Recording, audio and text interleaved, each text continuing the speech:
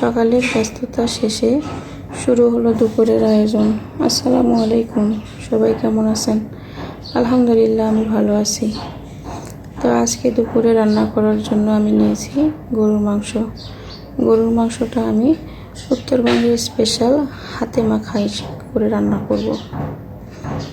তো উত্তরবঙ্গের স্পেশাল বললাম এই কারণেই যে গরুর মাংসটা আমি সব গোটা মশলা দিয়ে রান্না করব, আর শুধুমাত্র আদাটা বেটে নেব।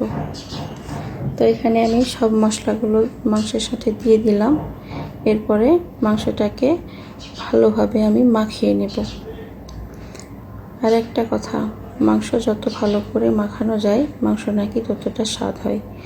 তো আজকে আমি তাই চেষ্টা করছি। তো মাখানো হয়ে গেলে মাংসের সাথে আলু দিয়ে দেব।